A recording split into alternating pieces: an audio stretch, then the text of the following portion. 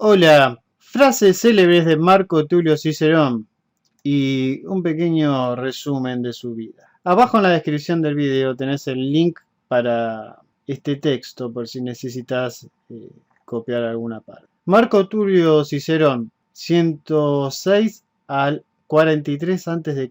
Político, abogado, filósofo, escritor y orador romano. Llevó la elocuencia latina a su apogeo. Sus alegatos y discursos sirvieron de modelos a la retórica latina. Conocemos la vida de Cicerón, entre otros, gracias a la biografía que de él escribió Plutarco, a su abundante epistolario que se ha conservado y al celo de los humanistas del siglo XV y XVI que copiaron los raros manuscritos de sus discursos y otras obras. El apodo Cicerón deriva de Cicer, garbanzo, según unos por dedicarse su familia, la familia Talia de Arpino, al cultivo del garbanzo, según otros por tener una verruga en la nariz como un garbanzo. La familia de Cicerón pertenecía a la pequeña nobleza local, dominobiles, pero que no tenía ninguna relación con la clase senatorial romana. El padre de Cicerón, llamado J.C. Marco Tulio Cicerón, era un acomodado caballero eques, cuya riqueza se basaba principalmente en la propiedad de tierras dedicadas a la actividad agropecuaria. A pesar de estar semi-incapacitado para ejercer cargos políticos, compensó esta debilidad realizando exhaustivos estudios. La madre de Cicerón se llamaba Elvia, pero poco más se sabe acerca de ella. Cicerón y su hermano Quinto marcharon a Roma al final de los años 90 del siglo I, bajo la tutela del famoso orador Lucio Licino Craso. Accedieron a un nivel superior en sus procesos educativos en que la retórica y la filosofía ejercían un papel primordial. A través de Craso, Cicerón entró en contacto con Arquías, poeta procedente de Antioquía. De él aprendió lo fundamental sobre la literatura griega y el gusto por la poesía. Bajo esta influencia escribió su primer poesía, Ponius Glaucus, Glauco Marino, que se había perdido completamente. Probablemente lo compuso en el 92 a.C., cuando contaba con 14 años, lo que confirmaría la noticia de Plutarco de ser un alumno sobresaliente y precoz. Al finalizar su adolescencia, según las leyes romanas, aprendiera las bases del derecho romano, eligiendo su padre a uno de los hombres públicos más prestigiosos del momento, Quinto Macio Escévola, para que le enseñe. A finales de los años 90 y principios de los 80 a.C., Cicerón descubrió su amor por la filosofía, disciplina que tendría un gran papel en su vida. Posteriormente, eventualmente sería responsable de la introducción de la filosofía griega a los romanos. El primer filósofo con el que tuvo contacto fue el epicúreo Fedro, cuando éste visitó Roma en el 91 a.C.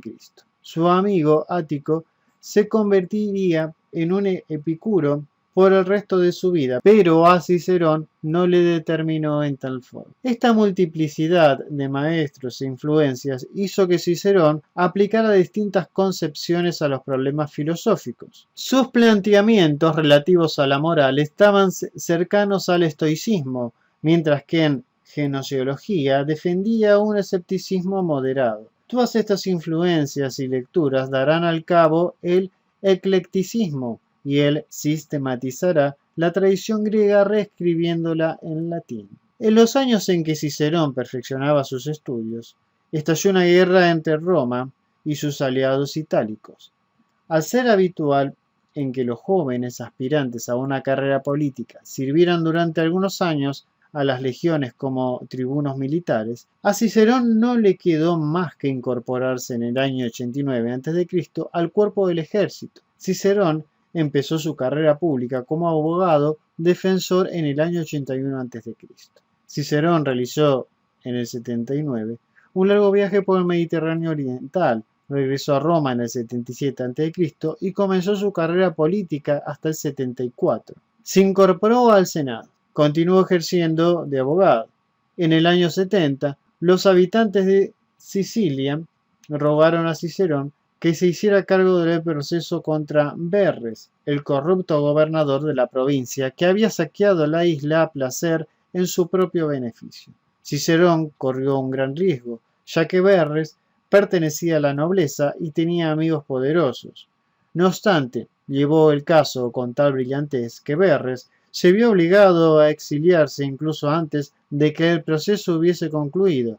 Cicerón, que contaba entonces con 36 años, se convirtió en el abogado más reputado de Roma. Y Cicerón fue elegido cónsul en el 63 a.C. En el año 51 aceptó el cargo de procónsul de la provincia romana de Sicilia, regresando a Roma en el 50. Apoyó a Pompeyo contra César en la guerra civil, porque le parecía más republicano.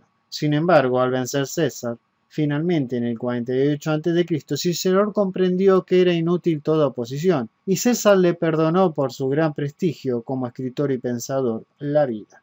No obstante, Cicerón declinó toda actividad política y se dedicó a escribir.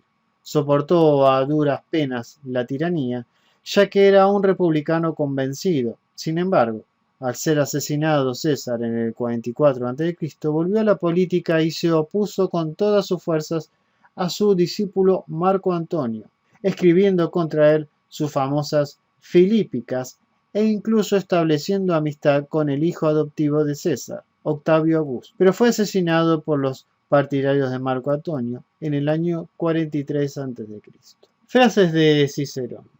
Aparta un amor viejo con un amor nuevo, como un clavo saca otro clavo. Como nada es más hermoso que conocer la verdad, nada es más vergonzoso que aprobar la mentira y tomarla por verdad.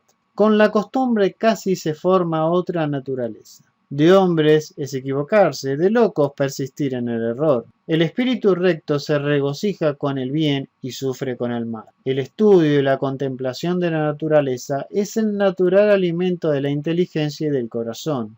El hombre no tiene enemigo peor que él mismo. El que enseña el camino al que va errado, luz en su luz le enciende y a él le alumbra habiéndola comunicado. El que seduce a un juez con el prestigio de su elocuencia me parece más culpable que el que lo corrompe con dinero. Este es el primer precepto de la amistad: pedir a los amigos solo lo honesto y hacer por ellos solo lo honesto. Hay enfermedades del alma más perniciosas que las del cuerpo. La aspiración democrática no es una simple fase reciente de la historia humana, es la historia humana. La filosofía es el cultivo de las facultades mentales, desarraiga nuestros vicios y prepara el espíritu para recibir la semilla adecuada. Las ciencias y las letras son el alimento de la juventud y el recreo de la vejez. Ellas nos dan esplendor en la prosperidad y son un recurso y un consuelo en la desgracia. Nadie debe obedecer a aquel que no merece mandar. No me da vergüenza confesar que soy ignorante de lo que no sé. Si junto a la biblioteca tenés un jardín, ya no te faltará nada. Si quieres aprender, enseña.